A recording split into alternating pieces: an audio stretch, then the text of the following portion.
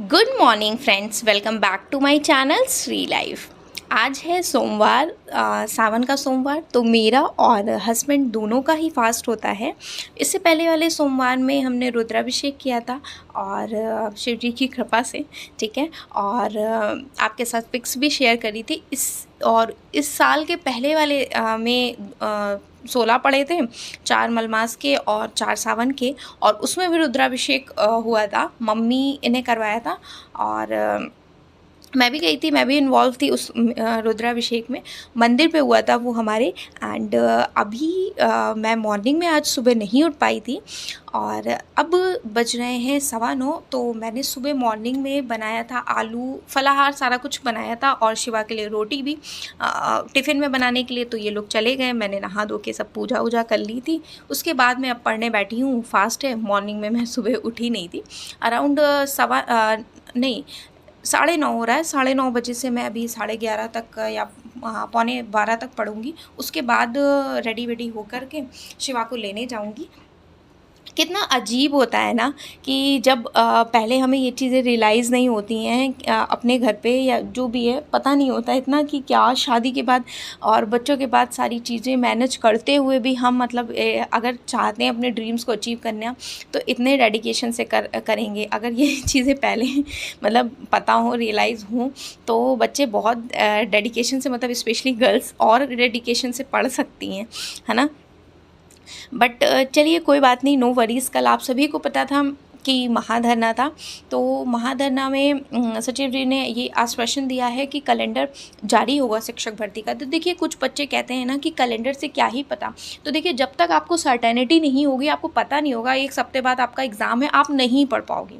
हमारी human being की ऐसी टेंडेंसी है, जब तक हमारे सर पे नहीं, जब तक आग लग नहीं जाती तब तक हम भागते नहीं। अरे छोड़ो, कोई कुछ भी कहता रहे, है ना। जब तक ये चीज़ें होती हैं कि जब कैलेंडर होगा तो एक सर्टेनिटी होगी। टीचिंग एग्ज़ाम में ना सर्टेनिटी की there is a lack of certainty, है ना। तो पता ही नहीं रहता कब एग्ज़ाम आ रहा है, कब नहीं आ रहा है। अभी देखिए 6 साल से नहीं आई है, ठीक है। और अगर अभी एकदम से आ जाए, मेरे से ही कोई कहे कि क्या आप दीपिका पेपर दे दें, 150 में 110 ले आओगे, मैं कहूँगी डेफिनेटली नहीं ला पाओगे। 90+, 95, 96, 97, 98।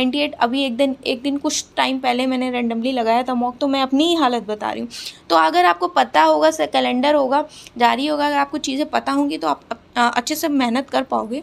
तो अगस्त तक अगर वो बता देते हैं तो एक टेट कंडक्ट कराएंगे, फिर देन सुपर टेट, और निश्चित लिख के ले लीजिए, आप मौका नहीं मिलेगा। इस बार जो केवीएस हुआ था तो उसमें यही हुआ था, वैकेंसी का नोटिफिकेशन आता, फरवरी में परीक्षा हो जाती, 1 से 1.5 महीने ही बच्चों को मिल पाते हैं। अब कोचिंग वाले भी क्या ही पढ़ा पाएंगे, या खुद भी आप क्या ही पढ़ पाओगे अगर आपने पहले से प्रिपरेशन नहीं करी है ना।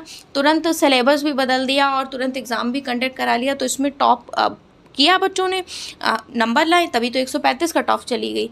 और मेरी बात करें तो मुझे भी नहीं पता था एग्ज़ाम होने वाला है, मैं भी आराम से इधर से उधर, तो 115 मेरे भी नंबर आए थे। तो उसी टाइम में मैंने पढ़ा था। पहले से अगर मैं पढ़ी होती या और तो 135 भी ला सकती थी। भाई 135 कट ऑफ गई है तो कोई ना कोई तो बच्चा लाया होगा ना।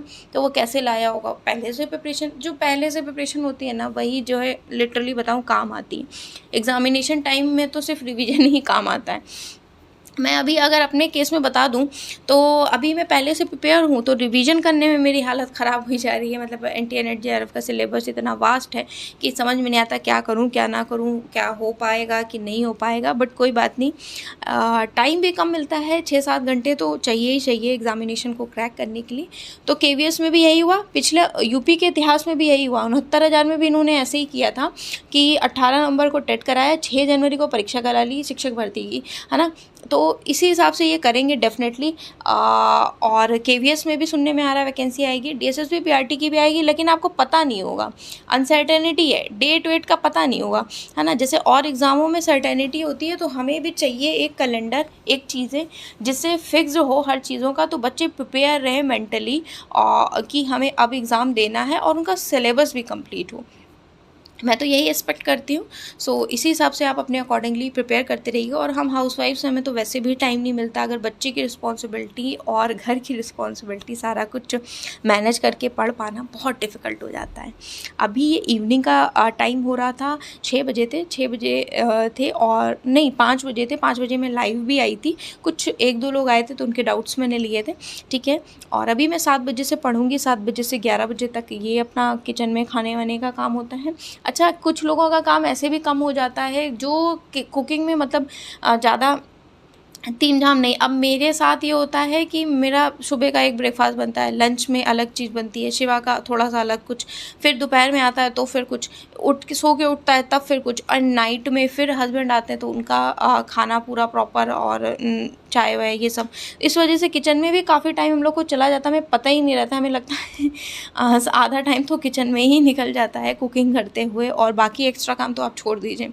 कपड़े धुलने, बर्तन और कपड़े फ़ोल्ड करने और एक्स्ट्रा जो भी होता है, मतलब आप काम करते रहेंगे, ख़त्म नहीं होंगे। इसलिए इन्हीं कामों के बीच में अपना टाइम निकालिए स्टडीज़ का, ठीक है। ज़्यादा टाइम नहीं दे पाते हैं, 2 से 3 घंटे दीजिए, 1 से 2 घंटे दीजिए, जितना मैक्सिमम।